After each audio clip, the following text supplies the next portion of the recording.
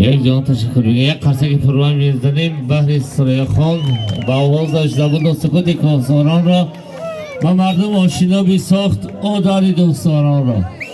یک جان تشکر میگه. سنرک شد میکنه شعر میگه که یاران به کف پیاله در دید قبال چیست؟ امروز که میگذرد غم روزگار چیست؟ آخر چی حاجت و پند و نصیحت است؟ هر دم غنیمت است، آدم غنیمت است. یاران به آرزوی دل باید رسیده رفت، نازی که یار میکند باید کشیده رفت. نازی که یار میکند تا کی با همت است، هر دم غنیمت است، آدم غنیمت است.